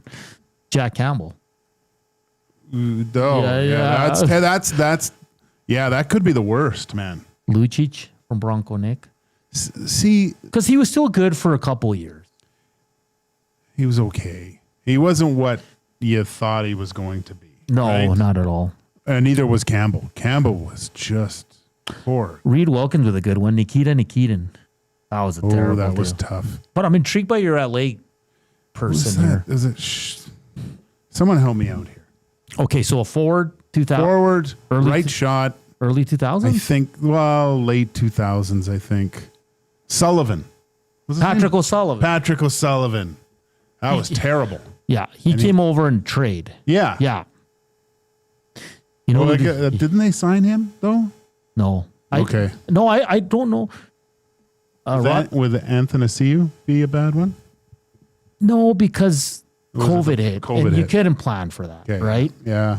No, but O'Sullivan's a good one. Rod Phillips was not a fan. We told the same story. It was like the last game of the season. He's like, for the 10,000th time, Patrick O'Sullivan gives the puck away.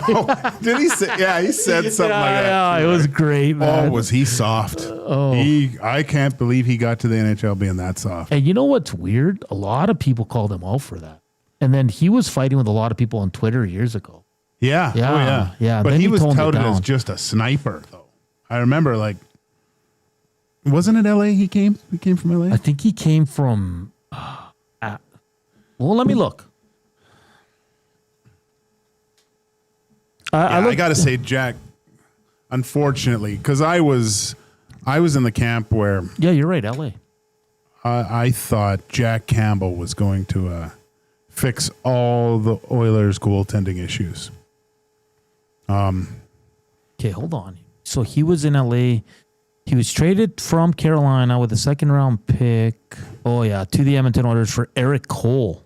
Man, what terrible trade there, man. Eric What Cole. year was that? That was. I remember being so excited for this trade. Did Eric Cole start in Carolina and then come to Edmonton and go back to Carolina? Okay.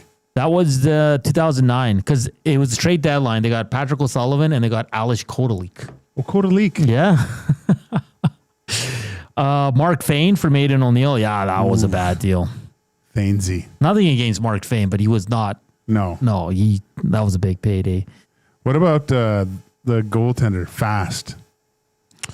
Should have been named Slow. Victor Sloth. No, but they didn't sign him, I guess. So Haji says Sheldon Surrey. Surrey was listen, I know it ended terribly with the management here, but when Surrey played, he was a beast, man. He was good, man. He was a good player. He benefited from. Where did he go from here? He went to Anaheim? I think it's Anaheim. Yeah. He was one of those defensemen that benefited by playing with that Markov in Montreal. Made everyone so much better. Oh, yeah. Right? Very handsome. Yeah. Spency 5 cents, he says Cam Barker. That was a bad deal. Ooh, yeah. That was bad. Ben Eager. Because I was looking at Belanger and he was really bad here in Edmonton, but he didn't sign for a lot. He signed a 3-year deal worth 1.75. So. Yeah. But back then, I mean, we were looking at that saying holy crap, that's a lot of money for this guy. So. Well, you know what? I think there's one that I'm thinking about that's really bad. How about Koskinen? Well, not this one's way worse. It's David Tomasek. Don't say that, man. People are going to lose it. I'm kidding. Nikita Nikitin was signed by the Edmonton Oilers for a 2-year deal for $4.5 million. That was terrible. That was a terrible deal, man. Holy. 4.5 per year, Joaquin. He made $9 million in 2 years for the Edmonton Oilers. I don't even think he played 2 years for the Edmonton Oilers. Because this Jack Campbell contract is awful. So if we had to rank them, Campbell,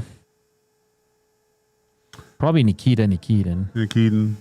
You think the Koskinen one was I think bad? you do, man. Yeah, that was a bad That was deal. bad. You didn't need to pay that much for him. And although it didn't really affect the cap, did it really affect the Oilers, though? Do you think? I mean, but you're paying a backup. Mike Smith came in and you only paid him $1 million, right? Yeah. But that's the only one you could afford, I guess. Yeah. So it did affect them in a sense. In a sense, for sure. But I mean, they still got to pay Jack Campbell for the next 5 years. That was terrible. They set their eyes on Jack Campbell from day one. They didn't bother looking at any other goalies, and they should have made calls. They should have looked into it. They should have done what the Shayna Golden did with the Athletic. They should have called Shayna. Yeah. She runs as Josh Brown. That's a bad deal. It's small. It doesn't affect their salary cap. It's $1 million, but a 3-year it can deal be buried, right? Yeah. Interesting. Yeah, there's a lot of bad deals, man. Well, what was it like? This is the thing too. We were talking about in Calgary with their goaltending conglomerate, right? Yeah. Some of these bad deals that you could pay, like even the Tomasek. If this doesn't work out, this is what I'm thinking. There's $1.5 million that you could have paid 3 or 4 professional goalie coaches or analysts to shore up your goaltending department, right? Like sometimes I don't know how it all works really, but what are the areas of your team that you need to improve on that you can not only on the ice but off the ice? Like and I just look at two organizations that have really good goaltenders, and it seems to be working, and they're going about it in a different fashion. And I'm not saying the new goalie coach, he might be great, right? Friend of the show. But 2 heads usually, or 3 or 4 heads are better than 1. Oh, yeah. And especially in a position like that, if you can get a bunch of goalies in a room, I know it scares a lot of people, but we get stuff done. It's just like anything else. Like after a game, coaches sit in that coach's room and maybe they, at certain times, but they just dissect everything and go over everything after and talk about it, right? And I think it's tough for people that haven't played the position or have a better understanding of it to kind of have those discussions. And if what I think is happening down in Calgary and in other places is these guys are getting together and going over everything and what they need to do. Doesn't hurt, man.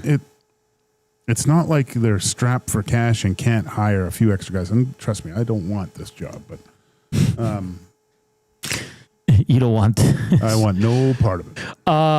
Some people saying Dustin Penner, but I'll say this. Listen, he got offer sheet, right? A 5-year deal. It was 4.25. And back then, it meant a lot more that cap hit, but he did score 20 goals twice for the Oilers and he hit 31 year. I wouldn't say that's a bad deal. I mean, those teams again were bad too. Yeah. Yeah. So I don't know if Dustin Penner makes the cut there. We do have to get to inside the numbers for Play Alberta. I quickly just want to go to the Elks here. Just some quick notes on the Edmonton Elks as they get set to play the Argos tomorrow. One, Rankin has rushes of 90 and 74 yards this season, Joaquin, the 2 longest in the league so far. Nice. He's the first player since Marcus Thigpen 2018 for the Riders with 2 rushes of 70 yards in the same season. The Elks also ranked number 3 in the CFL with an average of 3.00 long gaining explosive plays in 2025. Let's see here. Edmonton has had more big plays than any other team in the league. How crazy is that? They're going to make the playoffs. And then how about on the flip side? Nick Arbuckle has passed for 300 or more yards in 6 straight games, man. That's pretty impressive. That is impressive. Very impressive. How did the first game go? The Elks won, right? Yeah, the Elks beat them 1-0. Mark Killam looks to go to 2-0 against his counterpart there in Toronto, Ryan Dinwiddie. They've won 4 of 5. So we'll see what the Elks can do tomorrow. 1 o'clock game here in Edmonton. Of course, if you missed it, Nick Anderson returns to middle linebacker. Brock Mogensen moves to his backup. And Carter O'Donnell will start at left guard in place of McKellar there. So the big guy, 2 big additions to the Elks. And listen, I'm not even surprised if they win tomorrow. I'm expecting them to win tomorrow. So could they, I guess, home playoff dates out of the question, though, right? Yeah, unlikely, yeah. They'd have to go get real hot. Yeah. Actually, what are they at? 5 wins? 3 back of Calgary? Yeah, it might be tough. Good. Might be. Now, in saying that, if they get hot and some teams fall, they do play Calgary late in the season for the season series. So, because they're tied 1-1 right now, right? So, and how about we get to, this is a cool segment. I'm really enjoying it. That the boys set up for us. Courageous Moments, of course, brought to you by the Alberta Blue Cross. Every win, every setback, every moment of courage, Alberta Blue Cross is proud to be right there with Albertans through all of life's meaningful moments. Koob, you got a cool one to talk about. I'm going to add to it as well, but what do you got for us? Well, it is a Terry Fox run here in the city this weekend, and Terry Fox, is a fantastic Canadian, all-time Canadian hero. You can think of Wayne Gretzky, Connor McDavid, whatever. You can think of all the other sports people, but Terry Fox is a real hero. And the Terry Fox Foundation is raising money here in Edmonton for the run on Sunday. It'll be down at Kensman Park. Nice. 100 Walterdale Hill. And so far, they've raised over $100,000. Their goal is just shy of $130,000. But just to take a look back on, the impact of Terry Fox. The foundation, Terry Fox Foundation, has raised nearly $1 billion. Wow. Since the Marathon of Hope back in the 1980s. And I don't know, his impact and legacy has been long lasting. Oh, yeah. Generations, right? Growing up for me, the Terry Fox run was the biggest moment in history for the school. Yeah. Right? Each year you get together, you'd get the whole day off of school, and you'd learn about him and his impact to all of Canada just doing that. And it's courageous to come down with such an illness as cancer and to want to run and raise money in support of such a terrible disease. So Terry Fox, that's a great one. That entire thing, man. You know, he was essentially running a marathon a day on one leg. That's crazy. Absolutely outstanding. Yeah. Man. That's that's a good one, Coop. And I just want to add Ted Govea to the list. Longtime CFL executive, was with the Bombers for over a decade, a big part of the success that team had. He went to his hometown this year, the Hamilton Tiger Cats, built that team. They're a really good team. He battled hard. You saw all the shirts made for him this year. We had Simone Lawrence talking about Ted, and he lost his battle with cancer today. The Hamilton Tiger Cats announced. So sad day for the CFL. Ted Govea, an absolute legend when it came to finding players and all that. So it's sad that he wasn't able to spend more time with his hometown Hamilton Tiger Cats, but he did a hell of a job this season. And he was battling through, and I know he tried to show up at the stadium and still tried to do stuff for the team. So very courageous. So Terry Fox, Ted Govea, today's Courageous Moments brought to you by Blue Cross. On the other side of the break, we'll do Need for Speed and close it out for the week here on EST Afternoons. Keep those coming in. Worst contract in Oilers history, courtesy of Haji on the River Cree inbox. Great question so far. We have Campbell, Nikita Nikitin, and Mikko Koskinen as a top 3. Another interesting one came in. Andrew Ference. That was another one that was similar to Mark Fain. I think they both came in the same year. So keep those coming in. Nasty Chat, River Cree inbox 780-218-9999. We're back after the break.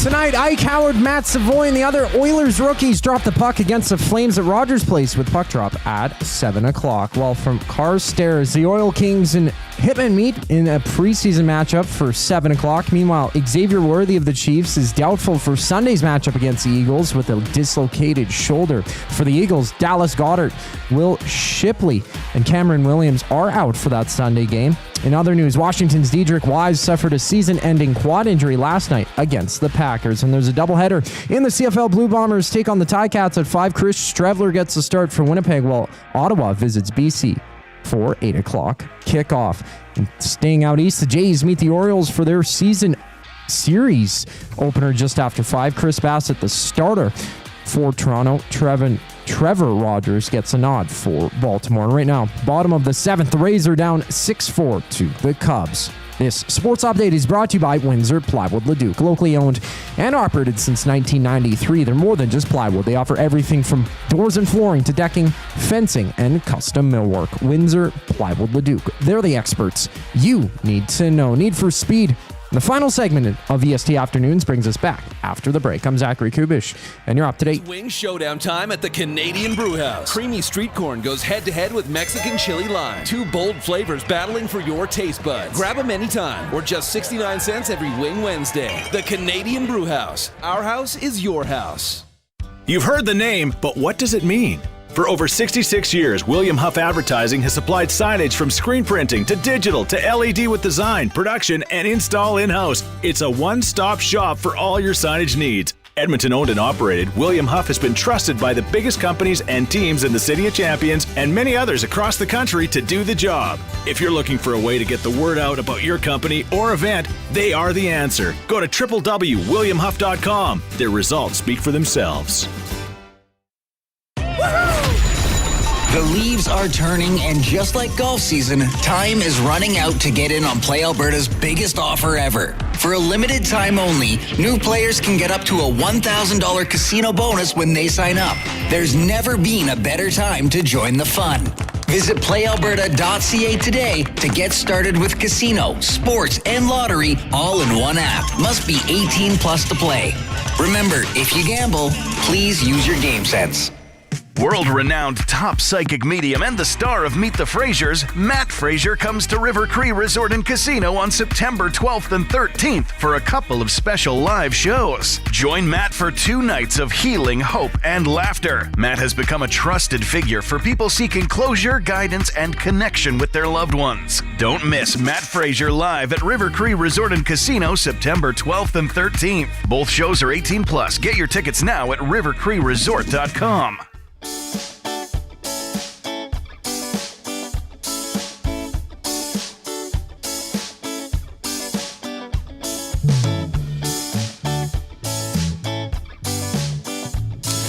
All right, welcome back. Final segment of the week here on EST Afternoons. It's been fun, Joaquin. Next week, will McDavid signed? We'll wait and see. We will wait and see. The big boys will hit the ice by the end of the week. Who are they? When's the first day? Do we know the first day? We do. I just don't know off the top of. Is it arrive Tuesday or physicals Wednesday? I think 17th is arrive. Well, they're all here, but you know what I mean, like medicals and not everybody. No, we'll figure it. Let's get to Need for Speed segment for Rad Torque Raceway. It's brought to you by Annihilation Night, Saturday, September 13th. That's tomorrow at Rad Torque Raceway, featuring the famous crane drop, jet car burn, and more destruction in the dirt. Nice. Tickets at radraceway.com. All tickets and info, radraceway.com. Joaquin, you know what I was thinking? I was thinking about our fantasy league over the weekend.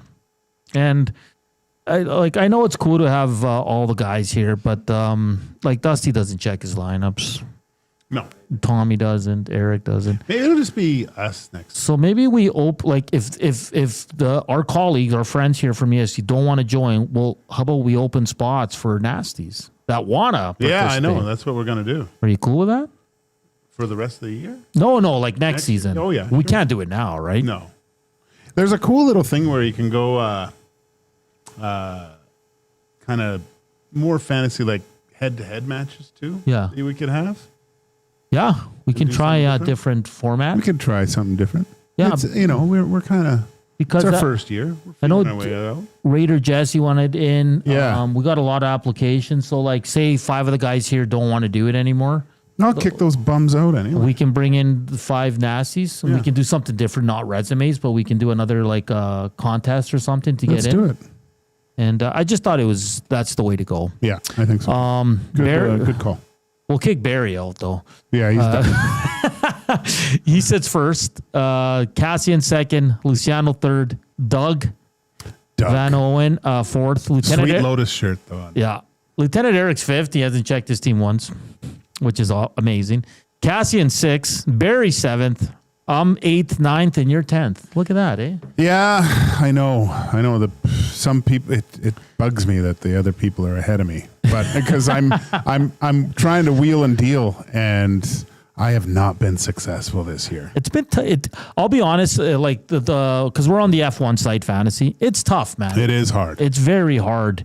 Yeah. Duck Dad says we have an EST Discord F1 league. We are ready. We'll see that right there, man. Right there. But then you know what's going to happen? We're going to be behind all the nasties, and we're going to be very upset. Well, No.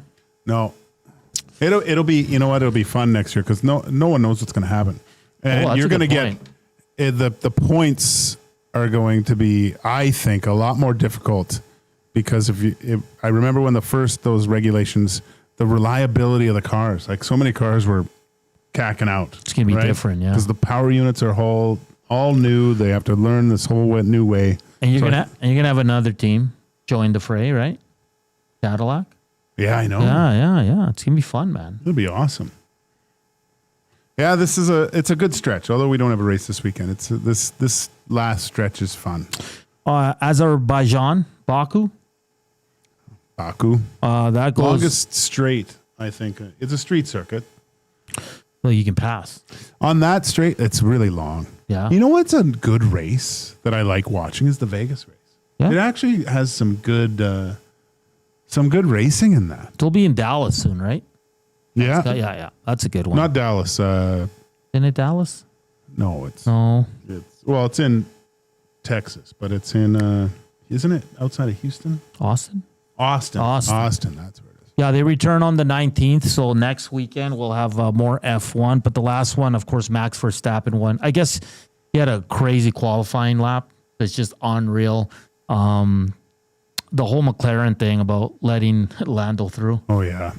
And I can't remember where I heard this. It's probably the F1 site, but they were talking about how a lot of the engineers are looking at the data from the sim, right? Yeah. And they look at that and go, okay, we got to do this.